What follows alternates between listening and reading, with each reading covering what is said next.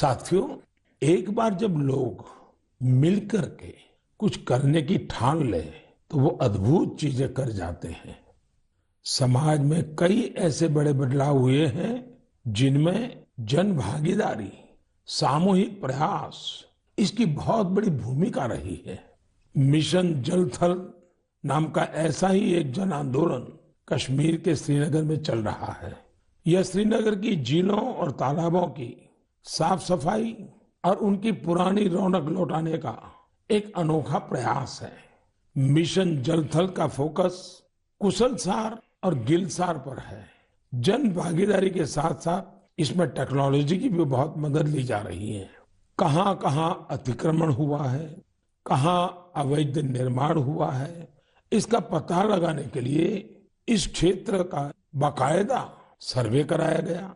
इसके साथ ही plastic waste को हटाने और कचरे की सफाई का अभियान भी चलाया गया। मिशन के दूसरे चरण में पुराने वाटर चैनल्स और झील को भरने वाले 19 झरनों को रिस्टोर करने का भी भरपूर प्रयास किया गया।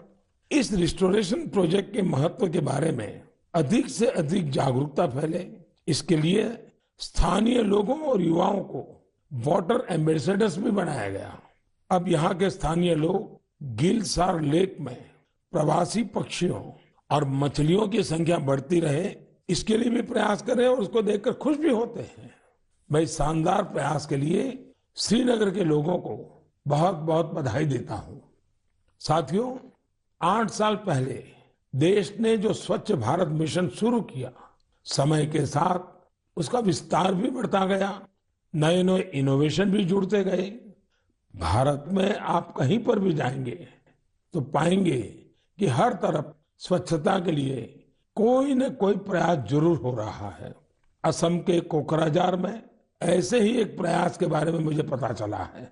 यहाँ मॉर्निंग वॉकर्स के एक समूह ने स्वच्छ और हरित कोकराझार मिशन के तहत बहुत प्रशंसनीय पहल की है। इन सब ने नए फ्लाईओवर क्षेत्र में 3 किलोमीटर लंबी सड़क की सफाई कर स्वच्छता का प्रेरक संदेश दिया। इसी प्रकार विशाखापट्टनम में स्वच्छ भारत अभियान के तहत पॉलीथीन के बजाय कपड़े के थैलों को बढ़ावा दिया जा रहा है। यहाँ के लोग पर्यावरण को स्वच्छ रखने के लिए सिंगल यूज प्लास्टिक उत्पादों के खिलाफ अभियान भी चला रहे हैं। इसके साथ ही साथ ये लोग घर पर ही कचरे को अलग करने के लिए जागरूकता भी फैला रहे हैं। मुंबई के सोमिया कॉलेज के स्टूडेंट्स ने स्वच्छता के अपने अभियान में सुंदरता को भी शामिल कर लिया है। इन्होंने कल्याण रेलवे स्टेशन की दीवारों को सुंदर पेंटिंग से सजाया है। राजस्थान के सवाई माधोपुर का भी प्रेरक उदाहरण मेरी जानकारी में आया है। यहाँ के युवाओं ने रणथंभौर में मिशन बीट प्लास्टिक नाम का अभियान चला रखा है, जिसमें रणथंभौर के जंगलों से प्लास्टिक और पॉलीथीन को हटाया गया है। सबका प्रयास की यही भावना देश में जन भागीदारी को मजबूत करती है, और जब जन भागीदारी हो तो बड़े से बड़े लक्ष्य अवश्य पूरे होते हैं।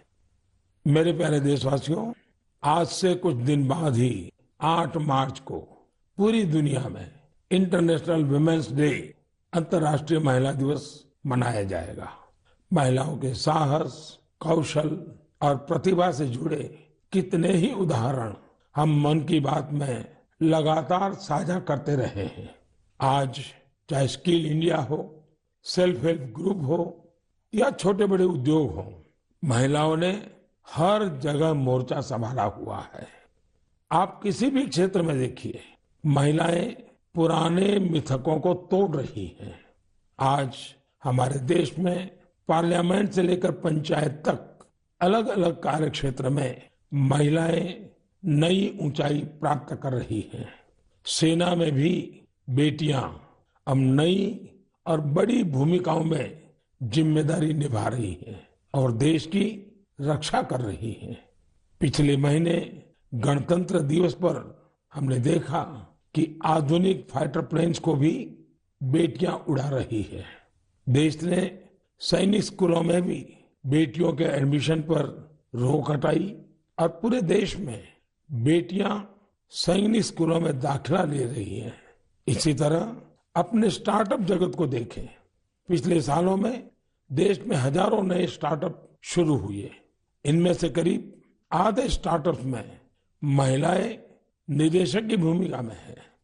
पिछले कुछ समय में महिलाओं के लिए मातृत्व अवकाश बढ़ाने जैसे निर्णय लिए गए हैं। बेटे और बेटियों को समान अधिकार देते हुए विवाह की उम्र समान करने के लिए देश प्रयास कर रहा है। इससे हर क्षेत्र में महिलाओं की भागीदारी बढ़ रही है। आप एक और बड़ा बदलाव भी होते देख रहे होंगे। ये बदलाव है हमारे सामाजिक अभियानों की सफलता।